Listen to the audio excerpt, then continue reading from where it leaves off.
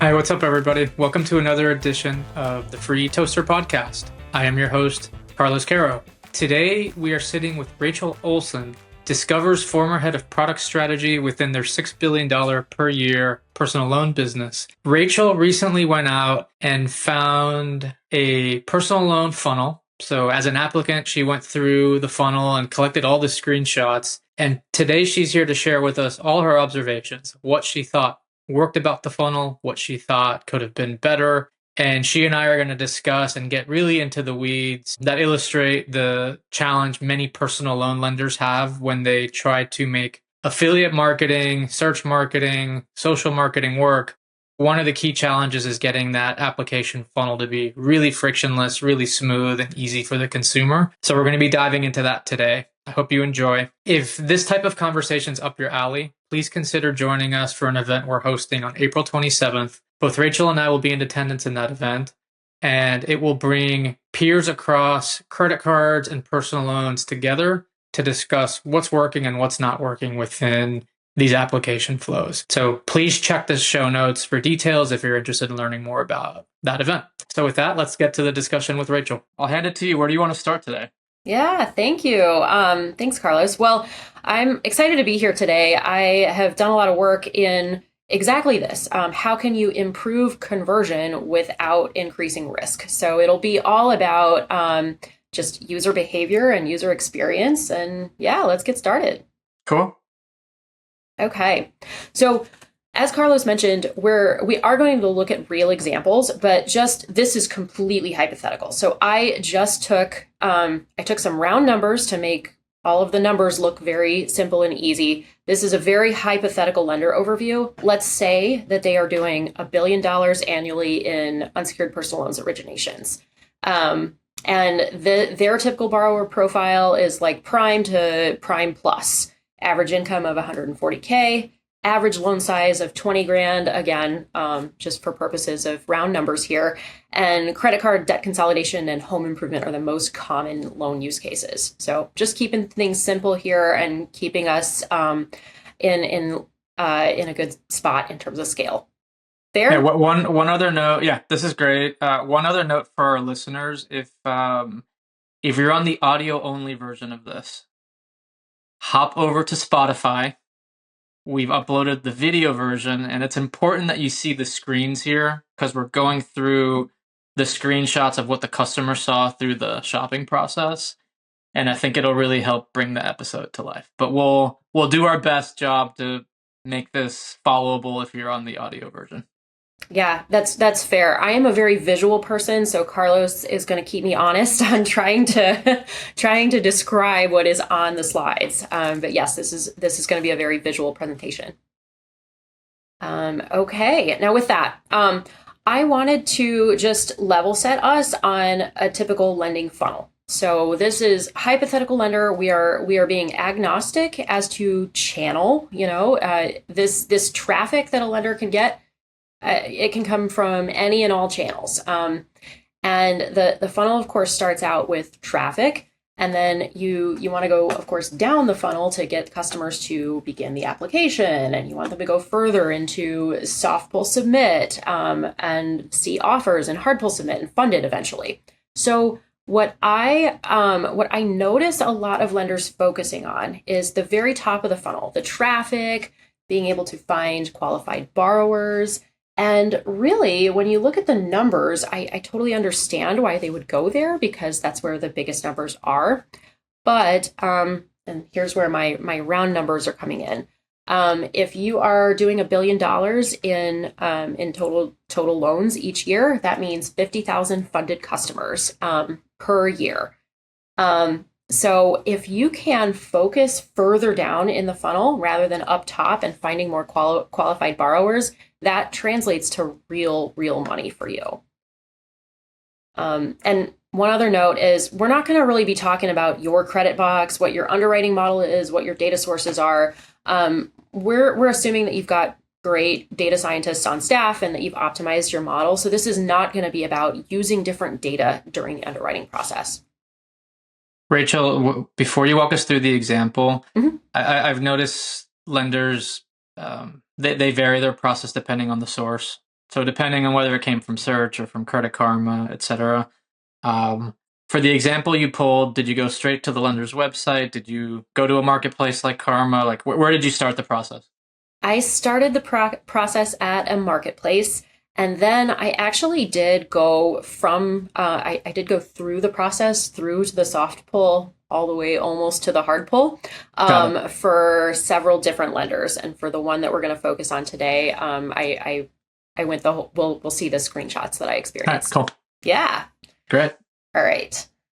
And just on the screen here, you do see some, again, round number conversion rates.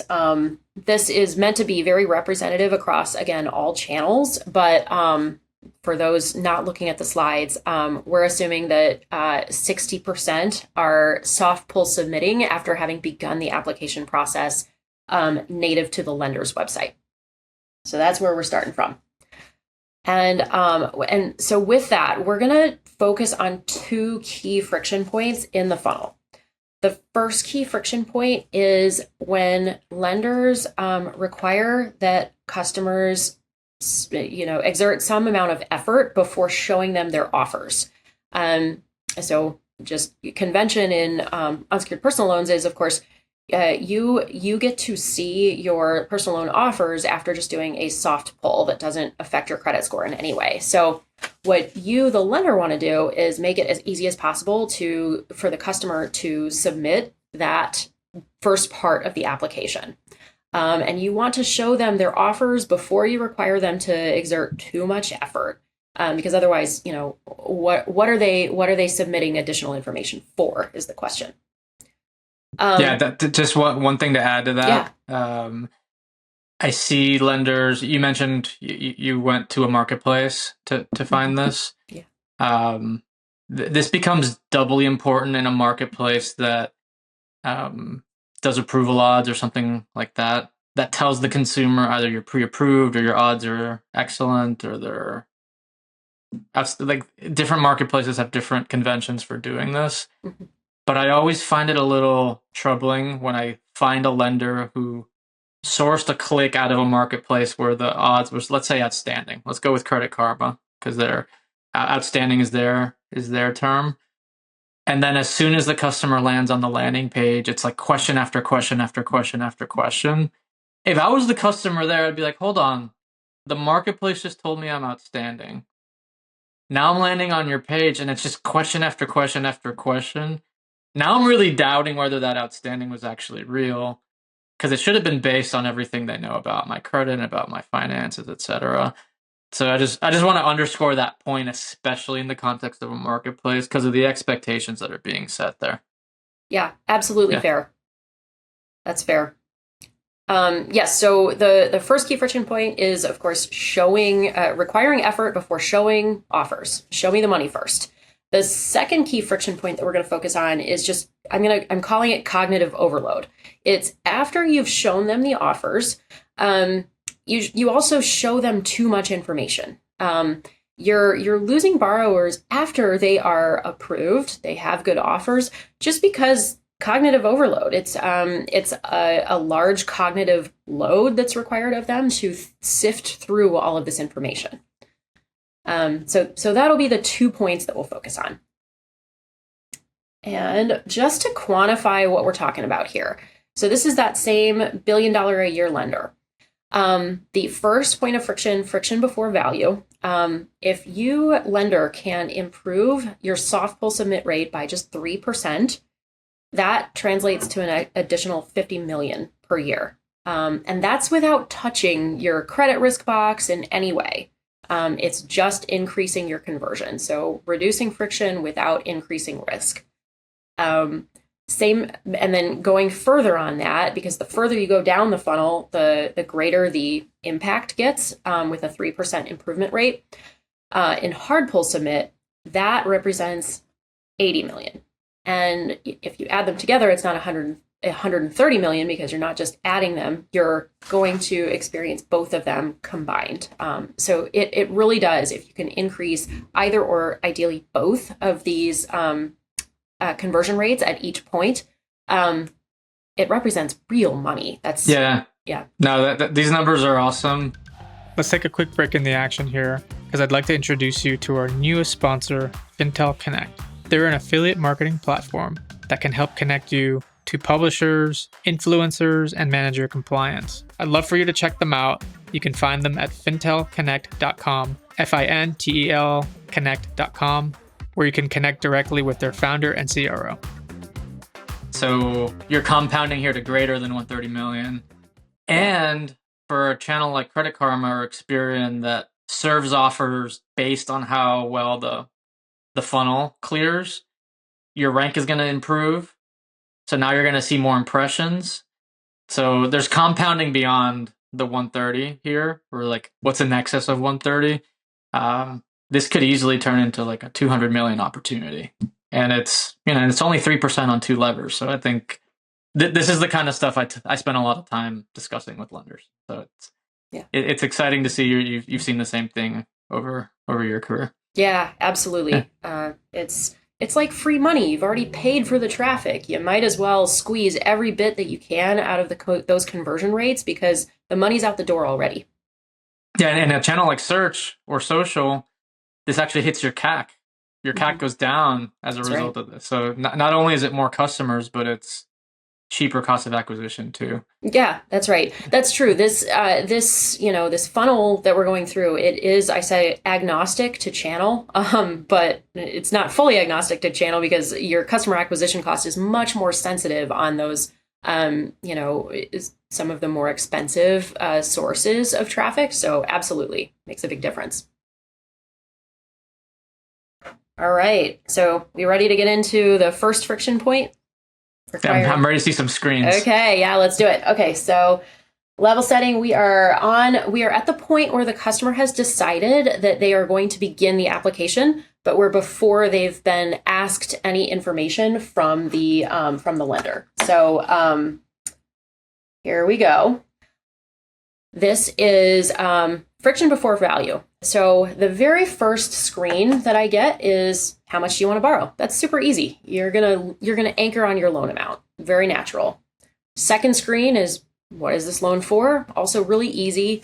And for a lot of lenders, the loan purpose informs the underwriting process. So you might go through a different underwriting model if it's a credit card refi or a home improvement loan. Next one, what's my legal name? It's Rachael Olson. I'm fine giving my name. Note there's no social security requirement at the front, which is a good practice. And then all of a sudden I get to this screen here, and there's a sudden stop. This lender is asking me to log in, and it says, this email address is already in use. Please use a different email address, log in. And I'm like, have I ever applied here before? Not that I remember. Maybe I came through a marketplace in the past. I don't know. But either way, it's a sudden stop. Rachael, on the first two questions stood out to me because I see a lot of lenders these days skip those questions because the marketplace is asking. Mm-hmm.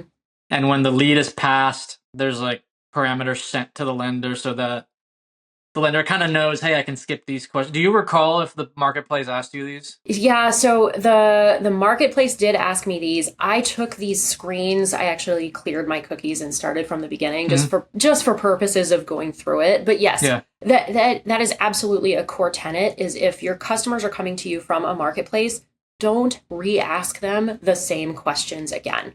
And it does happen that a lot of lenders will ask the same questions again. They say that it's to confirm, but I mean, do you have to ask? If you can not ask, you shouldn't ask. Yeah, totally agree. I've seen the best practice I've seen here is you anchor the information that was passed by the marketplace right at the top. So it's like it'll say, "Hey, looks like you want a loan for this much, for this term, for this APR," and sometimes there's a little edit button. It's very subtle. It's small. The intention is not to have a lot of people clicking it. Yeah. So that if someone glances at it and it's like, oh, I actually didn't want 10,000. I wanted 20. Mm-hmm. They could actually make the change right there and then. But I've seen that bear good results for other folks. Yeah, absolutely. Yeah. It tells your customer, your borrower that you hear them, that you recognize what they just did. So yes, you should absolutely do that. These screens are again fresh, coming straight to the lender's website. Got it. Yeah, this email one, you mentioned it as a sudden stop. Like I've seen this as like a funnel killer for a lot of lenders. So, absolutely. Yeah, whether it's the check what's your email or the Google, or I've seen versions of this or that are create a password so that in case you don't complete the application today, you can come back later. The drop-off rates on those things are just really, really high. Yeah. And I don't think lenders are really getting the value anyways, right? They're getting a lot of upfront drop-off, and even for the people that do complete the password, those people tend to complete anyways, and they're not getting the benefit of like coming back and reinitiating. So yeah, I found that to be a mistake most of the time. Yeah, because you're asking for something before telling the customer what's in it for them. You're making them do work and you're not telling them why they should be doing the work. So generally, yeah, there's this sudden stop. Now, I will say that with this lender, they offered a really quick, easy workaround. There was a login without a password, and I found that experience to be really easy. It was a quick magic link that got sent to my email right away. And that was, I would say that was about as seamless as it can possibly be, because I didn't have to worry about what my password was when I created it. So but it did force you to go to your inbox and click through. Okay. It did. So it did add some friction, but not the full blown create a password. Yeah. Well, and I've seen lenders that it's much more friction filled than this. And there's like all of these additional verifications you have to go through. And again, this is before you see the offers. So this one was relatively painless, but still friction. So, okay, Rachel, if we can pause here, if you put kind of your lender hat on, what is it that you think they're trying to accomplish here? There must be some purpose behind the fact that they made you go to the email and authenticate. Absolutely. I mean, it's basically, it comes down to basically two things, I think. One is they want a way to connect with you for now as well as into the future. And two is they want to gather as much information about you as they possibly can. And that, because I have been to this lender before, I really did create an application at some point in the past. They know things about me that even I don't remember putting in. And that's valuable. What if my income significantly changed since the last time I applied, or what if I just said that it did, right? All of these types of things, this is behavioral underwriting, basically, is how did I behave in my past, and what kind of information can they save about me in the future and over time. I've heard lenders make the argument that they're asking for this email verification up front because if they need to send an adverse action notice at some point, they want to be sure they're sending it to the right place. Yeah. Do you think there's any merit to that argument? There's definitely merit to it, because certainly sending the NOAA, or Notice of Adverse Action, I call it NOAA, certainly that is a legal requirement. You have to have, as a lender, some assurance that the borrower or potential customer received the information about why they weren't approved. But I mean, you are asking for the information from the customer. So I'm not a lawyer and this isn't legal advice, but I see the argument. I don't think that it is the only way to do this. Agreed. Yeah. What I've told lenders that have shared that with me is I've asked them to go look at the adverse action letter. No, so here's what just to be really kind of crisp on this. I've told them, or I've suggested that they stop the verification. Just ask for it. Just for a sample, gather, let's say 100 or 1,000 emails without the verification. Send the NOAAs. And then go look at how many of those NOAAs weren't delivered. Like how many bounced and were fake emails or whatever. And if that number's really high, let's say it's 30, 40%. Okay. I actually think in that sense, you have an argument maybe to do some verification. If that number's 99.5%, which I suspect it is, because I don't see why people would give you a fake email in the context of wanting to borrow money, then you're done. You you have an error rate. Look, there's deliverability issues anyway. Some email servers don't like the, so there's going to be problems no matter what you do there. And I just think, I mean, I would encourage strongly that lenders take like a data based orientation to these types of questions versus like an absolute compliance driven view of the world that isn't really isn't connected to real world data. So anyways, not legal advice as well. Rachel, I'll give your same disclaimer. But yeah, I find that lenders are out there making important decisions about their funnels in the absence of data, even in 2026, which I always find that a little bit interesting. Yeah, that's absolutely right. You should definitely be looking at what's actually happening with your data, and I mean, you collect at some point as a fail-safe if it makes you feel better. You do collect at some point the customer's address, mailing address. So that's another option to send that notice of adverse action. I don't know. I mean, I guess you could argue that that address could be fake as well, but yeah, it could all be fake. We live in the AI age, right? It could be. Yeah.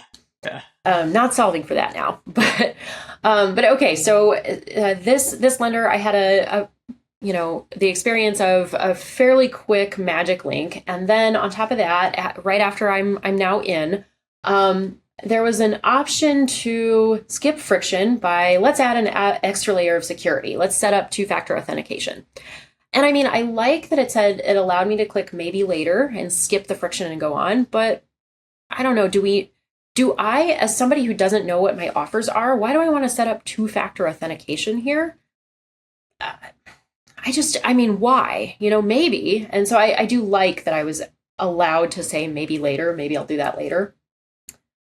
My next experience is, do I currently rent or own at this address, at my address? And I didn't directly enter my address prior to this point. Like what you guys have seen is pretty much everything that I went through. So it was kind of interesting. I was like, oh, did I give them my address at some point in the past? Maybe. And then it was just, do you rent or own? And I'm like, okay, that's easy to answer, but do you need it for the underwriting process right now? Like, this is an unsecured personal loan, so does it matter? I don't know. Next question is, do I currently own a vehicle? That's another one where it's like, yeah, it's easy enough to answer, but why are we going there? And it's another thing that I have to click through. So that's the thing to keep in mind. Your job as a lender is many things, but it is to make the customer get through the funnel. And each time that you ask them to click or confirm something, it's another step. Yeah. And what's interesting about those last two examples, the rent own question and the vehicle ownership question, is those are probably discoverable either through the credit bureau data or through other like publicly available databases. Yeah.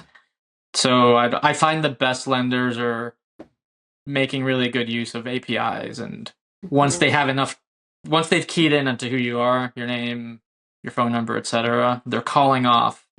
Actually, this is a good plug for one of our sponsors, Spinwheel, that built technology that does exactly this. Right? They key off of your date of birth and your phone number.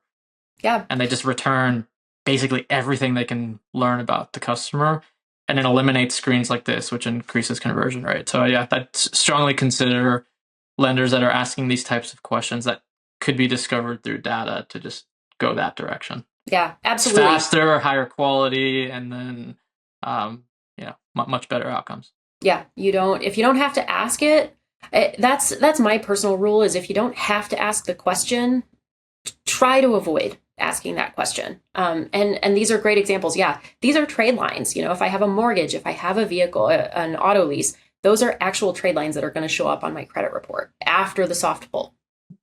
Rachel, one other thing I've heard, this is, I think, a very real reason, but I'm curious your take, having worked at a large issuer. I've heard the response of, we asked we know we don't have to ask this question. We know we could get it a better way. We know it increases friction, but our system literally can't generate a response and an offer unless it has it. So like that seems to me like there's like tech debt or stuff hard coded in between all these systems that if it's a null or if they've removed the question, it would just kind of break downstream processes. Have you seen that? And if so, like what are some suggestions you have for lenders that are Yep. bumping up against that? Absolutely. I've seen that where it's it's some back end system that we have to appease from our past. I've also seen situations where it's like, I know I don't have to ask it again, but I want to because I want to confirm that when I ask it, that the customer is telling me the same thing that shows up in the actual credit data. So it's like confirming it's again like analyzing my behavior and using that to help underwrite, which I mean, both of those reasons for asking questions, some form of tech debt as well as some form of behavioral underwriting. I mean, those are reasons to do it, but to your earlier point, Carlos, you really want to quantify, like use actual data. How much additional upside is asking these questions giving you compared to the loss in conversion rate? Because even if the conversion of somebody who answers the rent or own question, even if the conversion rate is like 99% to the next screen, to the do you currently own a vehicle screen, you're losing a percentage point, which is like millions of dollars in your funnel. Right. Yeah. In your example, it's on a bill. It's 10 million. I mean, yeah, it's average huge. percent. Yeah. Yeah, it's a lot. So are you really, I mean, come on, is your tech debt really worth, like, I would think you can throw a couple of agile sprints behind that and get rid of that question. But yes, to answer your question, Carlos, I've seen that. Okay. All right. So it's not a crazy thing that I'm hearing then. No. Okay. There's all sorts of these legacy processes because underwriting's gotten so much better over the past 5-10 years that a lot of these lenders, they still have these systems in place from when they needed some of the information. Yeah. So it's valid, but you gotta ask yourself, what's the cost benefit now of doing it? The next screen that we're going to look at is a huge screenshot of everything right before the soft pull. So it's please check your information, Rachel. And it's this long screen of everything before I authorize a soft pull on my credit so that I can see my offers. And it's, things that I entered or confirmed today. So it's a $20,000 loan. It's for credit card payoff. I'm Rachel. I live in Chicago. I rent my property. The things that were saved by my login that I kind of remember. Okay, I definitely gave my date of birth. I definitely gave my phone number. That's fine. The next, as we get down the page, there's a whole bunch of information before the soft pull again. This lender had my, my school, my education level, my graduation year, income that I didn't recall, that I certainly didn't fill in recently, savings and investments, and then new loans, no new loans in past 3 months. These are all editable fields that I could go in and say, have I had any loans in the past 3 months? And I didn't know how the lender had that information. Later on, I thought about it and I remembered, I actually had applied for a loan several years ago, and I'm sure I filled this information out back then. I don't know, is this information useful to the lender? It feels kind of creepy, and this was I'll say it that it was a little bit of a negative experience for me because I didn't know all of this. It just felt like a lot. If it had been contextualized as, hey Rachel, turns out you applied 36 months ago, you gave us this information, is it still right? Would you have felt better about it or not? Yeah, so they kind of did say that, and it says, let us know if anything has changed since you last applied. Okay, sorry. So they did acknowledge it. Well, it did, but to be honest, I mean, what actually happened was I had recently started at my last lender, and roughly 3 years ago is when I last applied. And I just didn't remember that I had done it, but I totally had. I don't know. Maybe my memory is poor. It definitely could be, but it was a little bit of a gotcha in my experience. So, and I also don't know if that information is, if it's not going to be used before the soft pull, then why ask it or why offer it as something to confirm, regardless of whether I remember when I last applied or anything. Like, no new loans in past 3 months, you're going to find that out during the soft pull anyway. Total savings and investments, are you actually using that in the underwriting process? Because it's not going to be verified against my credit report. How do you know what my total savings and investments are? How are you going to verify where I went to school? Yeah. One thing I would do as a lender on a page like this is, and I'm curious what you think is the best in class, but there's software that essentially kind of records the journey for the customer, and it shows you how much time they spend on each screen, and some are even as good to give you like the mouse over behavior. Like if they're doing a mouse over on like that savings and investments, it tells you they're probably looking at it, like wondering how the lender got that information. So I would be paying attention to where are people's eyes here? How much time are they spending? Because ideally, I don't want them spending a lot of time here. I want them just glancing at it, being like, yep, sounds good, going. If I'm sensing a lot of people are here, they're probably asking themselves questions like you're asking of like, where did this come from? And is it creepy and stuff like that? And I don't think that's necessarily all good things. But like, what would you suggest as like a best in class approach to like studying the journeys? Like what have you done in the past? Yeah, I always keep going back to collect the information that you need for underwriting and or for actual compliance. And don't collect anything that you don't need. If you don't need it, why collect it? You're going to get a lot of the information after the soft pull anyway. If you want this information on the back end, you can always ask for it after you've shown me my offers. But again, I just don't know how my having gone to University of Chicago Booth School of Business is relevant to my underwriting right now. So I would say reduce the information that you're asking for, and reduce the information that you're. This is a long page for a customer to be looking at. It represents cognitive load.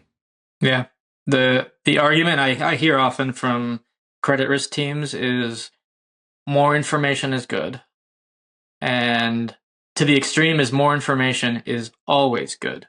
Because my model gets better, it has more context, I can make smarter decisions, I can predict loss rates better. And I actually don't disagree with that. Yeah. More information, I think, is always good in the context of an underwriter. The problem is, as you ask for more information, you lose customers. And the customers you lose are disproportionately the best credit risks. So there's this tension, and I've given the example in the past of a recruiter, of a company that's trying to hire, say, an executive for the right role. Sure, you could put that executive in a room for 90 days and grill them about everything they've ever done in their life, and you're going to make a great decision about the candidate. The problem is no one's going to come back after day 6. They're sick of getting interrogated. They don't know if they're even going to get the job offer, and they're going to bail, right? So that's the thing. It's like it's a slippery slope. As you start asking for more, you actually end up scaring away the people you actually want to keep around. Yeah, that's right. I completely understand the pull to ask for more data, because more data does tend to increase predictability. It's just you always at what cost? And the cost is conversion, which we've shown is really really powerful dollar amounts, increasing conversion. I would ask a lender who's been collecting a lot of information that's not strictly necessary for the soft pull. I would ask that lender to take that information that they've been collecting and do some retro studies into the past to try to understand exactly how valuable each data point is, and look for signals. You never know, something might pop out of that retro study. But whatever the case is, do the retro studies for this like supplemental data, if you will, and see what the real dollar value is. And if you can't assign a dollar value to it, then pull it out. Stop asking. Yeah. Yeah. So, all right. So this was my experience before my soft pull. Are we ready to move into what happens after I get my offers? I do want to make just one Yeah. quick comment before we go there. If you've been following along so far and you want to talk to your peers about stuff like this, you want to geek out on page by page, what questions to ask in what order, we're going to get into more, but if it would be valuable for you to get in a room, let's say with 15 of your peers to talk about this, the Free Toaster's hosting a dinner on April 27th in New York City. We're going to share the venue in a little while. But Rachel's going to be there, which I'm excited about. And we're going to do this for like 3 hours. So we're going to grab drinks, we're going to grab some great food, and we're just going to share notes on what's working and what's not working in marketing funnels, not just for personal loans, but for credit cards, auto refis, mortgages, lending in general.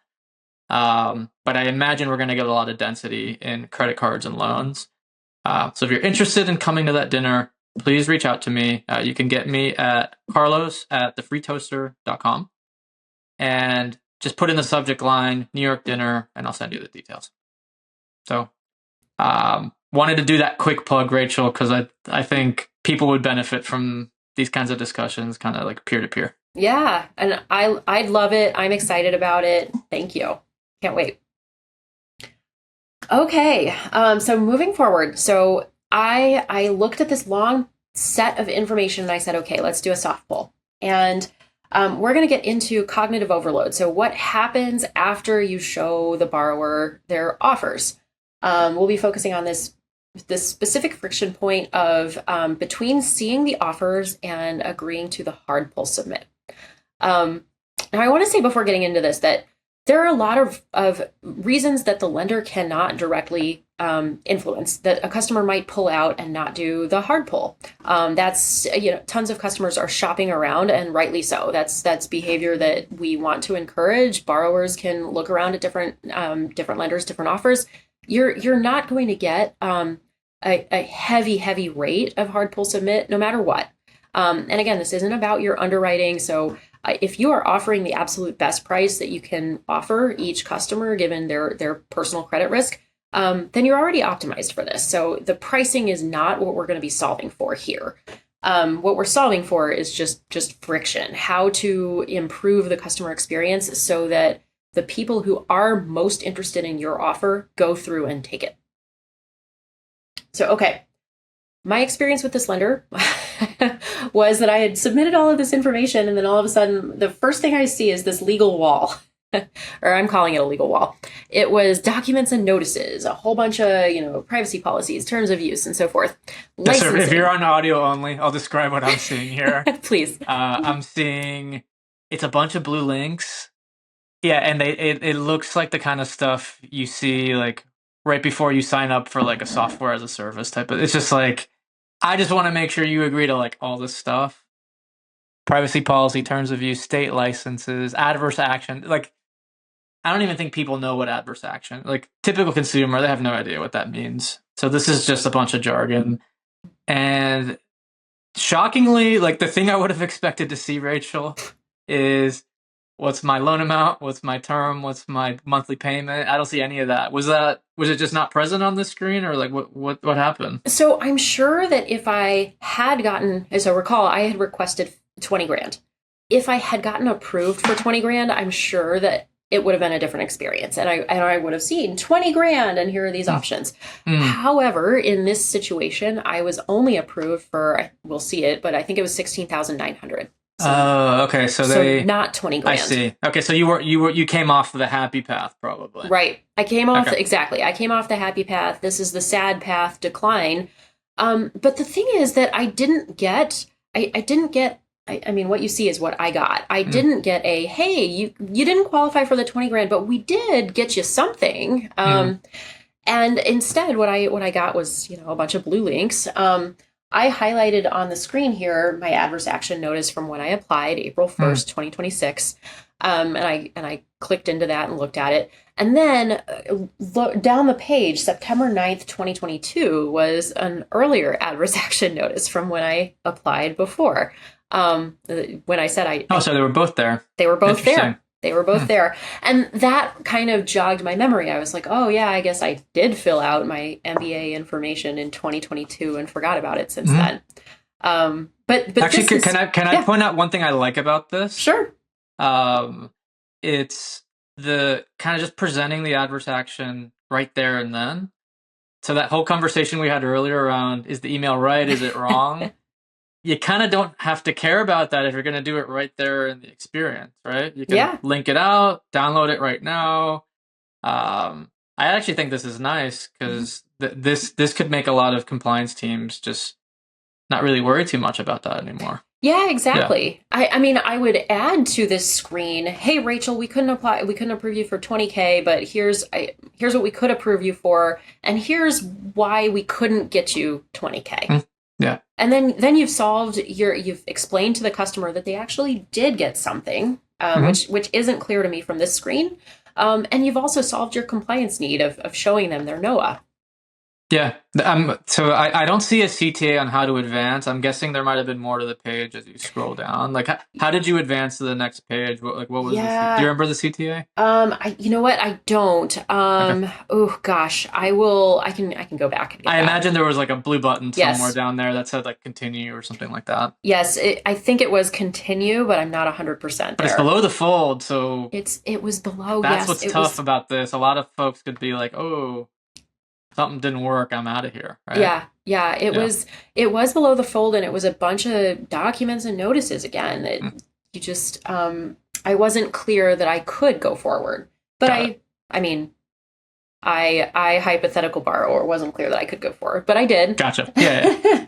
You figured it out. Yes, eventually. But you were on a mission to figure it out. So, exactly. Yeah. So what we'll go through next is that I actually did have offers.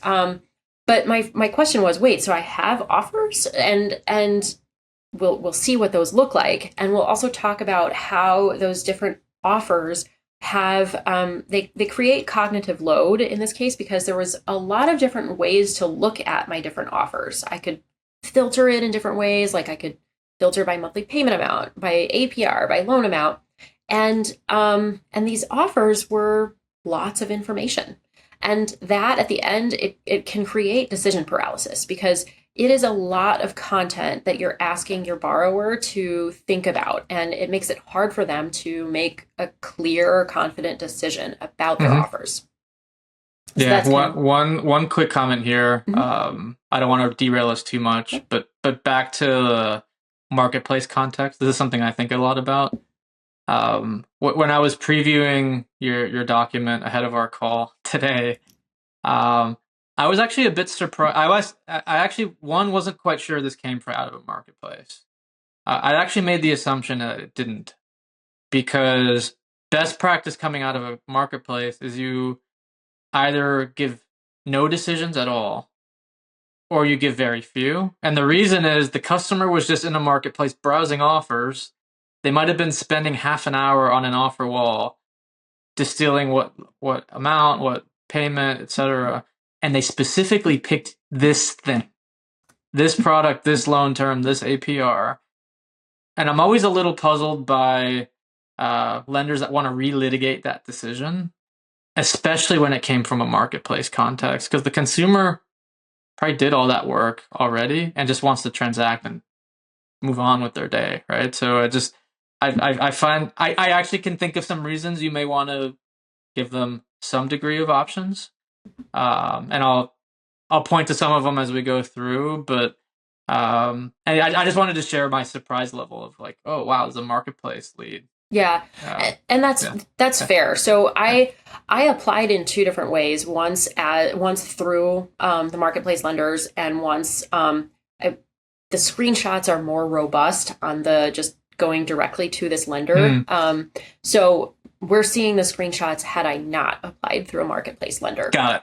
Okay. That said, I applied both ways, and I can say with authority there that there were still a lot of options and a lot of filtering criteria. And right now we're looking at just the screenshots of the offers that I got. These are long pages. And we didn't Can you talk us through just for the audio only? Talk us through one of the screen, like what's all the content on the page? Yeah, so we'll dig into it in the next screens that are blown up a little bit, but what you see as a user is a very long page with, there's some offers, you see some interest rates, you see a bunch of tooltips, like little places where you can click into it and learn a little bit more about what a term is. For instance, fast funding, what does that mean? You've got Trustpilot reviews, you've got a restatement that there's no impact to your credit right now. You've got all of these all the fees explained, FAQs, and we didn't talk about how people are applying, but this was desktop so that I could take easy screenshots, but many people are, of course, applying on their phones. And even in desktop, this is a lot of scrolling. Can you imagine on a mobile device, like the amount of scrolling that you're doing to look through this? It's a lot. Like these are long, skinny screenshots that we're seeing here. So yeah, no. And on that topic of mobile and desktop, given your work in the industry on the product side, we all have limited time. We have to focus on only like the highest leverage stuff. Where's the leverage these days? Is it more on the desktop side or the mobile side as it comes to like personal loan applications? Well, so from my experience at this point, the majority of customers are beginning their application process on a mobile device. But as they go through the process, that breakdown starts to shift. So by the end, by the time that they are actually getting funded, many of them have switched the same users over to the desktop side of things. Walk me through how do you think that's happening? Are they sending themselves a link, or like what's mechanically, how are they doing that? Essentially, they're dropping off at the soft pull or they're dropping off at the hard pull. These exact places that we're focusing on today, that's where these customers are dropping off. And then they're coming back through an email that they've, after the soft pull, of course, you have the customer's email address. So I would be surprised if there wasn't a lender, but I'm pretty sure all lenders are, of course, reminding people, hey, Rachel, you've got offers. Remember to come back and look at your offers, finish your application. And I got numerous emails from that just by going through this exercise. Interesting. That's so interesting. The feature I would start to consider testing or building is having the data you've seen on when people migrate from mobile to desktop. There's probably some like place where there's an inflection point there. You might want to have a link or a little blue thing that's like, want to transfer to a desktop? Send yourself just so it's clean, simple, easy to do it in like just a couple of clicks. Because I get it. Like people want bigger visual real estate. They want to maybe compare offers. Yeah. Maybe they're getting to the place where they need to like verify information. They want to be on a keyboard instead of like just entering with the thumb. So I actually, that makes a lot of sense to me that would show up in the data. But I haven't seen lenders kind of address that very artfully, in my opinion. So that had been way off my radar. So that's great. Yeah, I'm not aware of anybody that has that feature. Of course, I'm aware most, if not all lenders keep reminding you, hey, you got to finish your application. And many times people are like, rightly so, this is a major financial decision. This is a $20,000 loan. It's significant. Rightly so, people might decide, hey, I've been on my phone while I've been waiting in line at the grocery store or whatever. I'm going to come back to this later. So that's valid. But yes, in the industry, it's common for people to start the process on their mobile devices and finish the process on desktop. So when we get into, these are the screens that I actually got with my actual offers. And what I zoomed in to the different ways of looking at the offers. So each of these screens that we're looking at represents a really long screen, but part of it. So we can customize offers by monthly payment amount. And when we do that, we can see, 5-year personal loan, I was offered a payment amount of $478 a month. A 3-year personal loan, obviously the payment amount is greater. I could also go up and customize my loan offers by loan amount or by APR. And each of those regenerates another long screen with all of this information about just details of the offer. Mhm. So it is a lot. This is probably the point where a lot of users are figuring out, and like you were saying, Carlos, some of this is happening on the marketplace side. Yeah. They're deciding, this is going to take some time. I'm going to have to really think about this, and that's fair. But whatever you can do to reduce the cognitive load here, you should do. Like we see in this screen, there's information about fast track funding. If we, on the next screen here, I zoomed in on the portion of the page where there's various different tool tips where you can learn more. And, there's a pop-up about an origination fee that you can click into to learn what that is. There's footnotes. So in an already long page, there's a footnote here about fast track funding. So if you complete your application by 1 p.m., you could get approved with funds sent the next day. And if you scroll all the way down, there's a long footnote there too. It's a lot of information to look at. And that can lead to decision paralysis here. One thing that I do like, though, that I want to call out, it says, not ready to make a decision. These offers expire on April 15th. Mm-hmm. And I had applied for this. It was either March 30th or April 1st, right around there. So it was a good 2 weeks. It said, Rachel, we're going to give you some time to think about this. And that's great. It's front and center. I don't have to make a decision right now. Got it. Yeah, I like that. And I would have liked it more if there was a way to send yourself a link. So send yourself a link to complete this later. So that way, when you pick it up later, you pick up exactly where you left off. You don't have to re-enter any information, that sort of thing. So just to our prior conversation on, people needing some time or switching devices. But yeah, no, I like that they were really clear on the expiry. Yeah. Is 15 days about industry standard or? Yeah, in my experience, offers are good for around that amount. Offers, I've seen them good for a month even. Okay. But 2 weeks is pretty normal and average. I think once you go, some places will let you go up for an entire month, but there's diminishing returns to that. If you're not coming back in the next week or so, you're probably not going to come back. Right. Makes sense. Yeah. Well, so I want to call out one issue here, this origination fee pop-up. So I had to click I had to click something specific to look at what is an origination fee. And I did that so that we could blow it up and talk about it here. But in the next slide, this was after I selected an offer. And if I hadn't gone through the trouble of clicking into what's the origination fee pop-up thing, I might have missed this until now. So, and I'm not saying that this isn't, this is completely okay the way that they're doing this. It's just to a user, I might not have been fully aware of what's happening with this origination fee. My loan amount was $16,900. The origination fee is taking the loan or taking the $2,000 plus off the top of my loan so that the cash that I receive is $14,872. To me, after having gone through all of that process, it feels a little bit like a gotcha. I lost 12% of loan value. It's not as if they weren't disclosing it because, right. there was information about origination fees that I could have clicked through the entire process.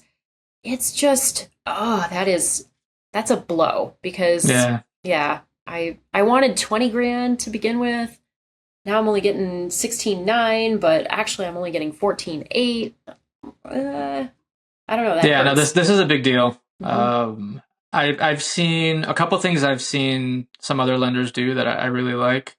One is in the moment where they share this, they give you the option to immediately top your loan back up.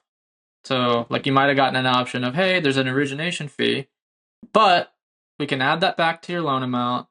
It'll raise your monthly payment a little bit and it'll give you the two options and you can pick which one you want because some people need the amount they requested and it's kind of a deal killer for them if they don't, right? So that I've seen that approach, which I like. I've also seen lenders take this all the way to just the beginning of the funnel. So you're coming from the marketplace says $10,000. The very next page is, hey, just so you know, there's this origination fee. It's $800, whatever it is. We can add it back to your loan. It would raise your monthly payment. What do you want to do? And then the customer makes a quick decision, boom, and then they advance. So yeah, I lean a little bit more towards put it in early and just give the customer an option to top up if they want to. And they tend to be, I've seen most fees under 12% too. So, and specifically as the fee amount gets higher, that makes me want to go even earlier because I think the disappointment risk is a little too high. Yeah. I agree on all of that. And I agree also that it's a great experience to be able to have the choice at the beginning so that it doesn't feel like a gotcha at the end. But I know that to be able to offer that choice at the beginning, you have to have that baked into your underwriting. And that from personal experience here, that could represent a pretty significant engineering and credit risk effort. So, but I like it a lot.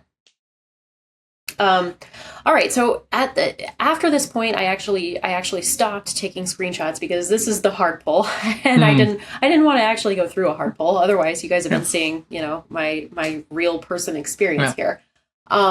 So. And there's much more that you can do after this with various different verifications and everything that we won't get into today. But I just wanted to kind of go back and summarize some of the things that we saw today. So the strategies that I think that added friction into this particular funnel experience. The first one was requiring a password, even with a magic link, asking unnecessary questions. Because if you're going to get the information during the soft pull, why ask it up front?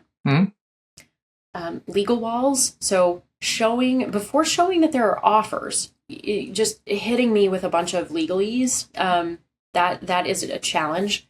And then just cognitive load challenge. So you've got, scrolling to view tooltips, pop-ups, footnotes, drop-downs and everything. That creates cognitive load.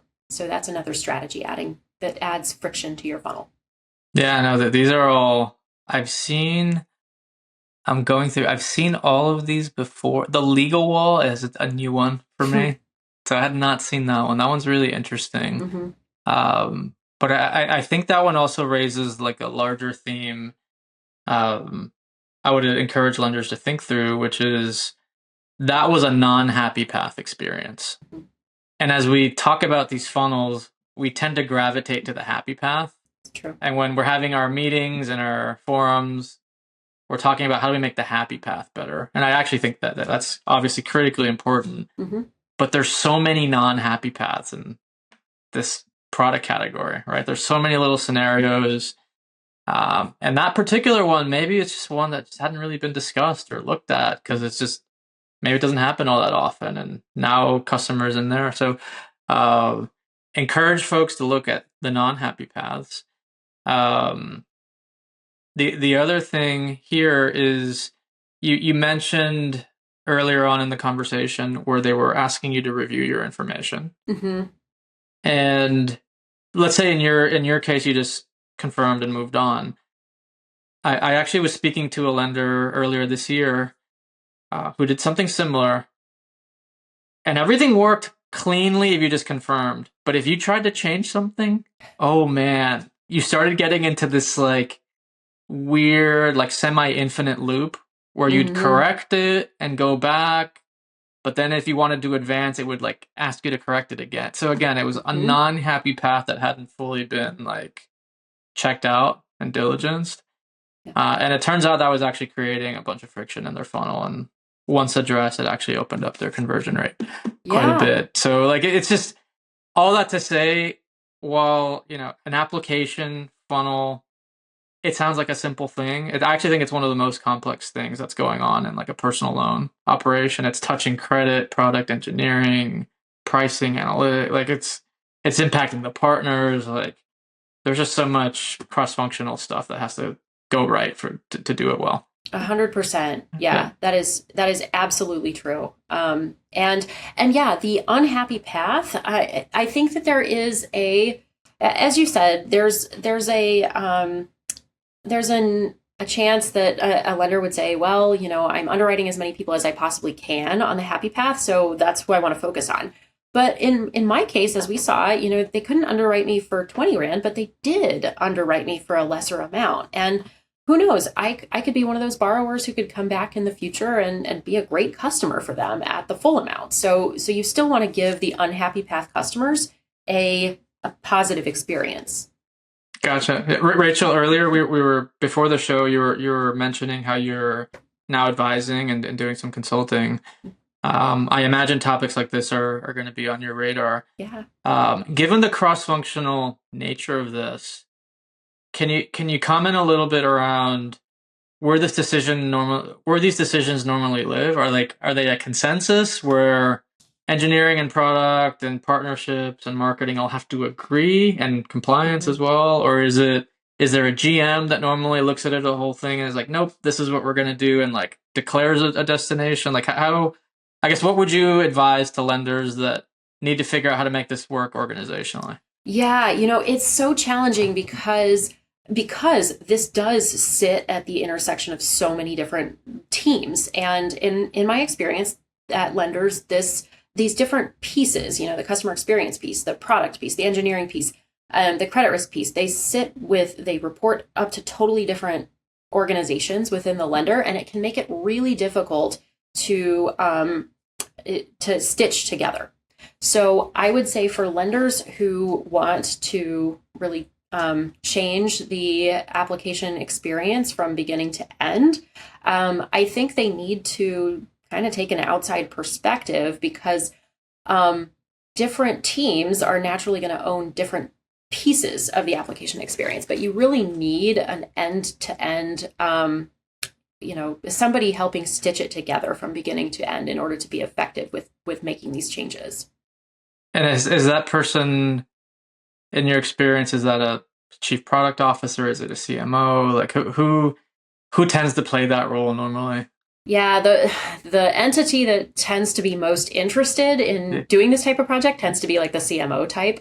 Yeah. But the CMO can often have challenges with getting all of the engineering resources together. So you're really, it's really like a general manager that needs to be looking at this, right, and pushing for it. And that just takes a lot of resources to make that type of thing really come together. Yeah. Yeah, the other thing, we kind of danced around this a lot during today's talk, but there's probably a whole nother conversation we could have on just A/B testing and how to do that right, how to do it well. And there's a lot that goes into that, because it's not just an A/B test of a front-end web experience. Mm-hmm. There's like loan management systems behind the scenes. There's credit policies. There's all sorts of stuff that connects to this. So I guess my question for you is like, how viable is A/B testing your way through all of this? Or do you need to have strong instincts and just declare that you're going to make a change and kind of look at before and after? Like what's the pragmatic way to go through making some of these bigger changes? Oh, I mean, it's very hard, that because lenders always want to know, well, what's the actual change going to be? And the answer is you're not going to know until you test it. So you really do need to test into it. And for that, you have to be willing to put some dollars on the line and potentially lose some dollars. Because otherwise, how are you going to learn? Like there's nobody out there who can tell you exactly how this one page change is going to change your conversion rate. Nobody can do that for you before you actually do it yourself. But there are certainly ways to keep it really low risk. I mean, you could do an A/B test that is 5% measuring the change. Mm-hmm. And if you have enough traffic, if you're like this hypothetical $1 billion a year lender, you can absolutely do that. You can look at what happens, and you can employ these different forms of these different software products that actually look at like where people are hovering and where are they reading, like what you were talking about earlier, Carlos. You can do user listening sessions where you're literally watching this happen along the way. And then you can roll back the test really quickly. So at worst, you lost some dollars for a few days on like 2 to 5% of your traffic, but you learned something really valuable. And chances are pretty good that if you stitch enough of these together, you're going to win more than you're going to lose. How important are focus groups in this context? Like if you sat down a group of 20 customers and you said, hey, I'm considering changing my funnel from this to this, like how reliable is that read versus just doing it and seeing what happens in market? I like using a variety of different sources to think about user experience. So focus groups are one of those. Moderated interviews, that's another one. There's you can just plumb your software that looks at user experience, user behaviors throughout the process, and A/B testing. I mean, ultimately, you kind of have to look at like the focus groups and the moderated interviews for directional information, but you're not going to get to numbers with those. There's absolutely no way. Right. Even if you have, user groups where you get 100 opinions, that'll give you directional information at best. It's not going to give you what's actually going to happen in your funnel, because those people, they are potential borrowers, but they are not actual borrowers doing the actual borrowing at the time that you need to be looking at them. Yeah, no, that's right. And that's for the best. I suspected you might say that. That's been my experience as well. Yeah. Rachael, we're going to wrap up. Well, thank you for joining us. This was awesome. I think it's really likely folks got at least one actionable tip or two, or maybe more, that they could apply to improve the conversion rate on their funnel. If folks want to find you and discuss this kind of stuff in more depth, like what's the easiest way to find you? Probably LinkedIn. Okay. Yeah, Rachael Olson, right. LinkedIn, University of Chicago. Well, we're going to post Rachel's LinkedIn in the show notes. So if you're interested in finding Rachael, you'll have an easy way to get her on LinkedIn. And if you're interested in being in kind of this tight-knit group that's going to chat about this live in a couple of weeks, actually 2 weeks from today. We're recording April 13th. This probably won't be published until maybe Friday of this week. So hopefully you're getting at least a week heads up on this dinner. But if you'd like to learn more about it, again, you can contact me at carlos@thefreetoaster.com. So Rachael, with that, we'll wrap. And I look forward to doing another teardown like this sometime in the future. This was awesome. Love it. Ready for it. Thanks, Carlos. I want to take a quick break in the action here. If you want to support the show, the number one thing you can do is go to thefreetoaster.com and sign up for our newsletter. You're going to get a couple pieces per week of news, information, insights, and podcasts like the one you're listening to right now at the intersection of marketing, lending, and technology. That's our niche. We don't plan to go outside of that. It's the only publication I've seen out there on the internet that dials into this zone. So if you want to support us, sign up and share it in your favorite Slack channel. This is a quick plug here for my marketing agency. It's called New Market Growth. We do nothing but help fintech lenders accelerate their growth in affiliate marketing channels. Our services are both strategic and operational. And if you want to learn more about how we can help you, find us at newmarketgrowth.com or email me directly at carlos@newmarketgrowth.com.